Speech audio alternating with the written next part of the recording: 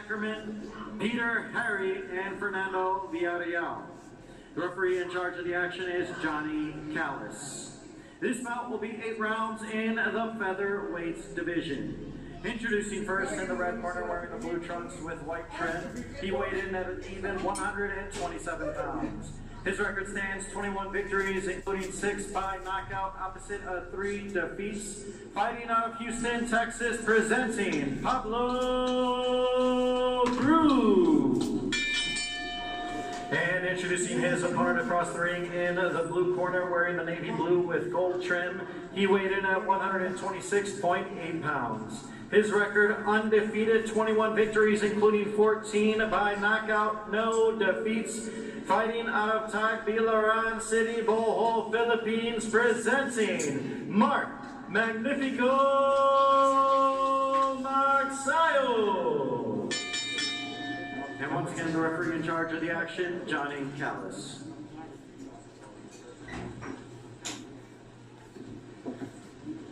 Pablo, Mark, you received your instruction in the dressing room. I want you to protect yourself at all times, but above all, obey my commands at all times. First command is right now, touch him up, and the bell rings, come out in box. Good luck.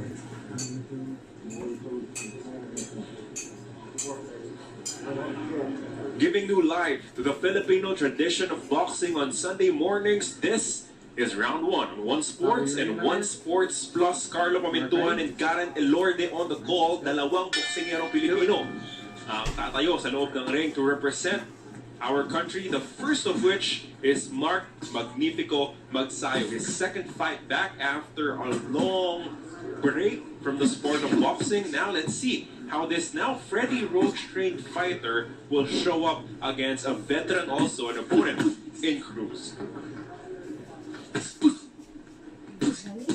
These are your featherweights at the Mohegan Sun Casino in Connecticut.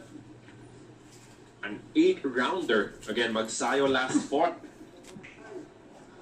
against Rigoberto Hermosillo after a 1-year layoff.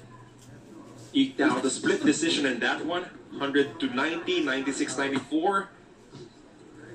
And then one of the judges scoring it 96-94 for his opponent Hermosillo. It was a surprisingly tough battle for Magsayo during his return, Garrett. Yeah, so his last fight against Hermosillo, we saw how aggressive he was, pero medyo matibay talaga yung nakalaban niya. It ended up with a split decision. Sabi ni Magsayo in multiple interviews that we've had with him is Freddie Roach is continuing to work on his game sa kanyang footwork, sa kanyang mga suntok, shorten the punches, make sure that he's not out of control. What do you want to see from him sa pag-uumpisa ng laban? Well, dito sa start pa lang mapapansin natin na very patient si Magsayo. Talagang tinatansya na mabuti itong kalaban niya. And you can see his feet, very balanced siya at saka hindi siya flat-footed. His opponent, Pablo Cruz, has a decent record of 21 wins, 3 talo. Kaso hindi gaanong mabigat yung suntok nito with only 6 knockouts in his 21 wins. So at least, in terms of power, you don't have to worry too much kung ikaw si Magsayo. Yes, but well, hindi pa rin pwede maging complacent. And as you can see, he's very tactical right now. He's very smart na nagbibigay siya enough space to attack and move back. Pablo Cruz wearing a lighter blue shade. Abang dark blue naman ang suot nitong si Magsayo. Cruz last fought in January 30 of 2021. Unanimous decision verdict against Jose Luis Caterol. Another issue with him is he has never fought more than an 8-rounder. Kaya itong si Magsayo bumaba rin to an 8-round after fighting a 10-rounder in his last fight.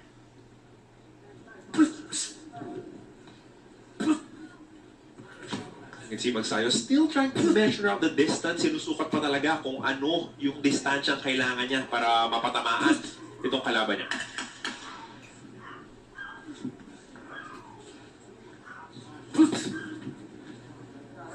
Good work so far coming from Magsayo. Nothing reckless. Very calculated yung first 3 minutes ng kanyang laban.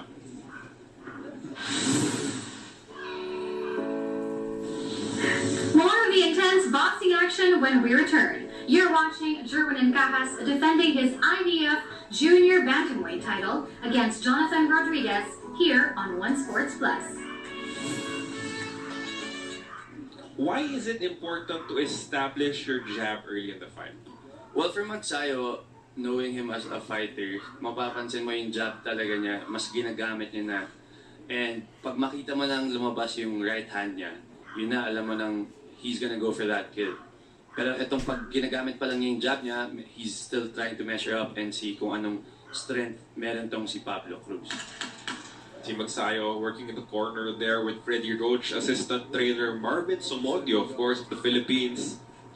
Also helping out sa pagsasanay nitong si Magsayo. He has been in the US, hindi na ito umuwi, no, since he last fought, since last picking up that victory. So a lot of training, a lot of teaching coming from Freddie Roach should really help out Magsayo towards this next chapter of his career. It's a really good combination coming from Magsayo, no? Body head yung combination niya, binitawan niya doon.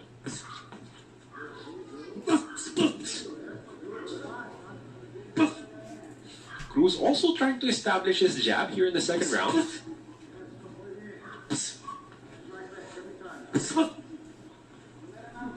Magsayo still not launching a lot of power punches, missing wildly with that hook.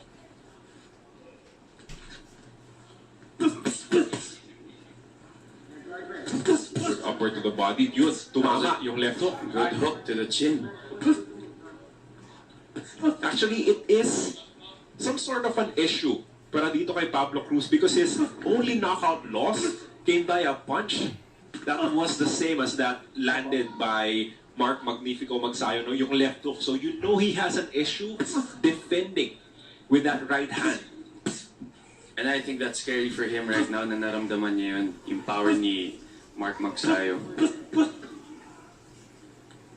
So far, Magsayo keeping it very clean. Ayaw magpatama halos dito kay Pablo Cruz. And this plays into what Freddie Roach wants to mold him as. Hit and not be hit. Be economical with your punches. Stay aggressive. Pero hindi ka mawawala dapat sa balanse. Yun yung laging tinuturo ni Coach Freddie Roach. Yes, and mapapansin mo talagang siya yung aggressor for this fight. But you can see that Pablo Cruz, palaban talaga, no? As Magsayo scores a knockdown here. 3, 4, Referee John Calles 7. reaches the 8th count. I think he's okay. Mas mas gulat siguro yung nagdala ng knockdown na yon. His feet weren't set. Yes. Pero nakatikim na nga rin siya nitong power ni Mark Magsayo. Definitely a good knockdown. Like what you said, yun nga yung weakness niya, yung chin niya, and dun siya natamaan ni Mark Magsayo. Let's see how Cruz tries to recover from that initial knockdown. So this is a 10-8 round so far for Mark Magsayo, which should be good for his confidence as well. He was not looking for the kill, pero malinis talaga yung napatama niya causing that knockdown. He's still very patient right now. Ayaw niya masyado nga maging reckless kahit na napapaksak niya na to si Cruz. Oh, nice uppercut. 2 uppercuts landing for Magsayo.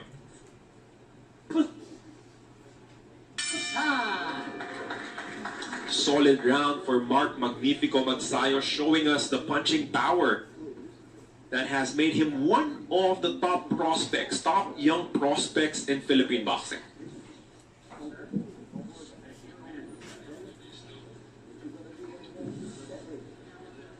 You can see the corner nitong si Pablo Cruz already working on him. Let's see that knockdown one more time.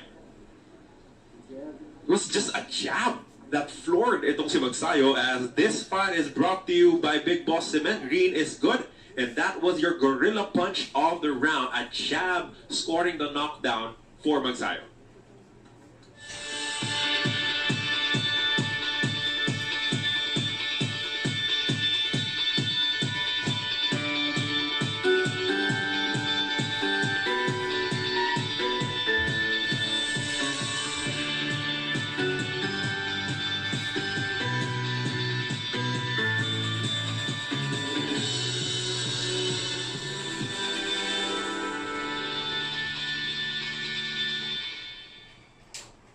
Garen, how do you recover mentally from being floored like that?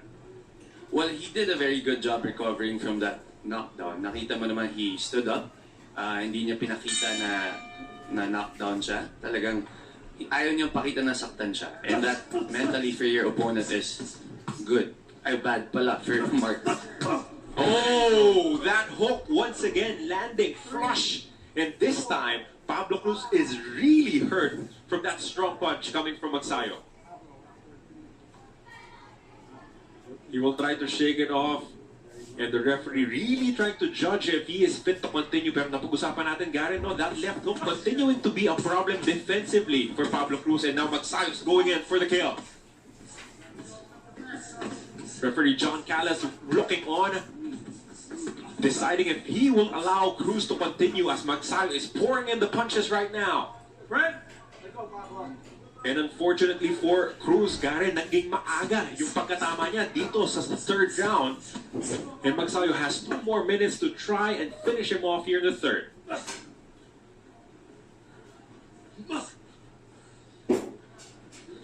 But as we also discussed earlier, hindi pilit yung nagiging atake ni Magsayo. Even if he has Cruz hurt, he is not being reckless with his punches. And if you can see Magsayo's eyes, talagang hindi siya gigil. He's just really going for that kill. Alam niya yung dapat niyang gawin. Those are 3 left hooks landing consecutively for Magsayo. No defense whatsoever from Cruz. I mean, at this point, he'll have to stick that right hand near his chin para protektahan yan because that has been a huge opening, a huge hole in his defense.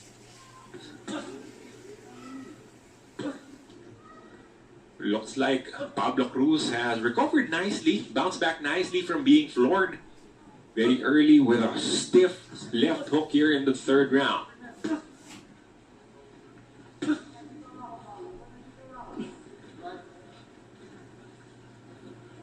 Magsayo very patient, looking for his openings.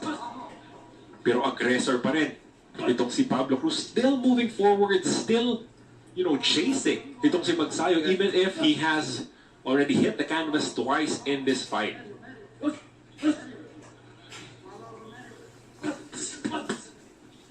Very active jab coming from Pablo Cruz, but those are meek replies to the onslaught that Magsayo had here in the third round. 23 more seconds. Let's see if Pablo Cruz will survive it.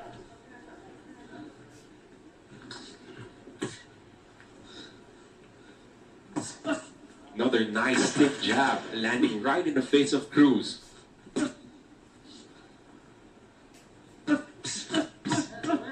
Oh, nice combination. Those were the cleanest punches that Cruz have landed here in this entire matchup. But still, if you look at the scoring, those are back-to-back 10-8 rounds for Mark Magnifico Magsayo. And you can see the blood already trickling down the cheek of Pablo Cruz here as we enter the fourth round. Isang mag-asawang sweet na sweet. Sensya ka na, mahal. Ito na yung kaya ng budget natin. Sensya na, bawi ako next time. Na may kambal na bibot, mababait. Mommy, ang cute mo dun, oh. And you're holding a vintage teddy, developed by 2 toy makers. Oh, I like that. Pwede mo lang, Mom. Please. Madalas man silang nagigipit. Lagi pa rin silang positive. Sila ang pamilyang tsak magbibigay ng good vibes sa'yo ngayong taon. Ano, tingin ko lang tong. Fight, fight, fight! John and Ellen.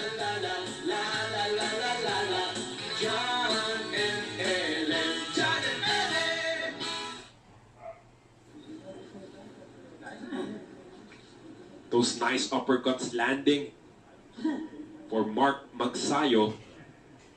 Combination punching capped by that impressive left hook.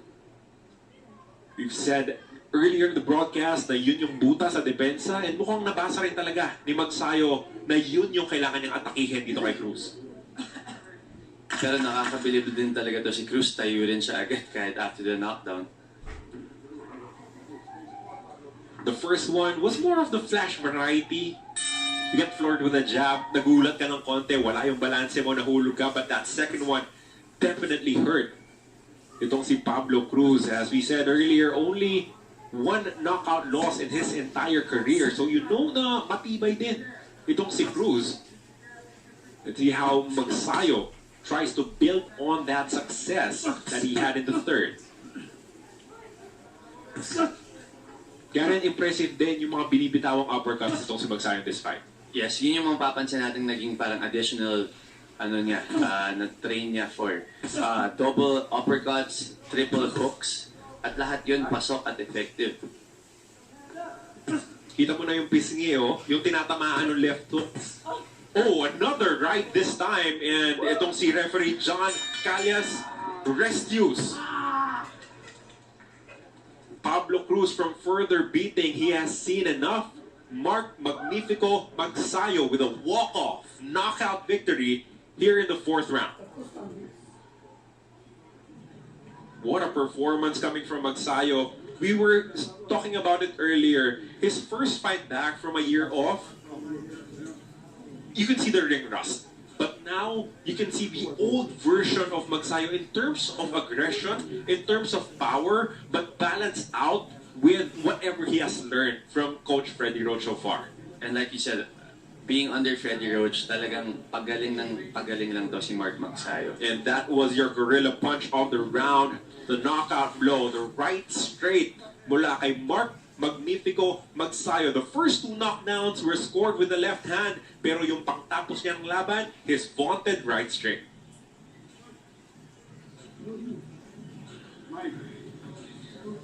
And that is referee John Calles not even giving Pablo Cruz the count. There's no need for it, as he was simply outclassed, totally outmatched by Mark Magsayo, who improves his record to 22 wins, undefeated still with 15 knockouts to his name. At yung president ng MP Promotions, Sean Gibbons, saying that he is hoping that with a victory here, Mark Magsayo moves closer to a possible title shot, and he's right there. Got it. If you look at all the governing bodies that have him ranked, WBC and the IBF both have him at 5th, WBO has him at 8th, and the WBA has him at 10th. So if you are hovering in that top 10 rankings, 1 or 2 victories should be enough to get you into title contention.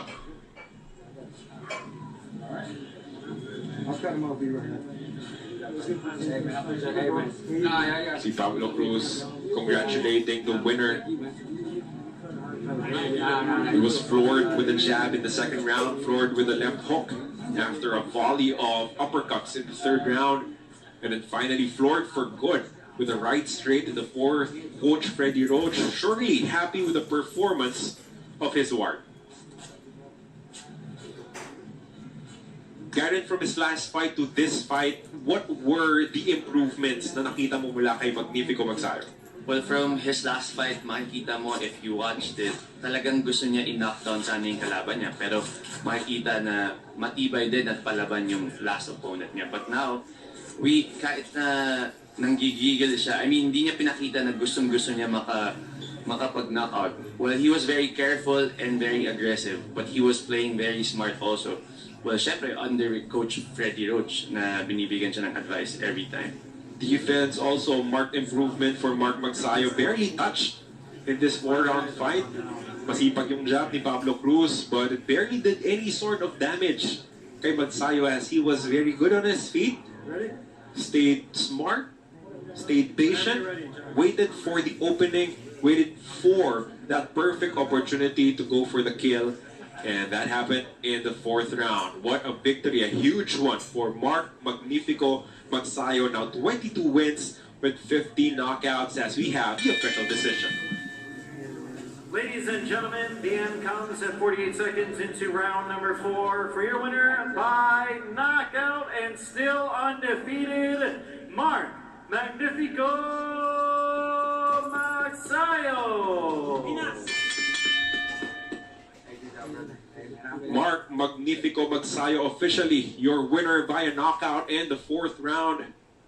And that is a good start to the campaign of the Philippines here in what should be an entertaining day of boxing.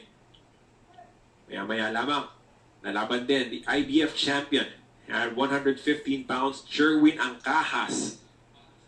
Mark Magsayo giving us a great performance as an appetizer. Bigger and brighter things looking in the future for Mark Magsayo, and we will be back with more boxing here in round 1. More knockout.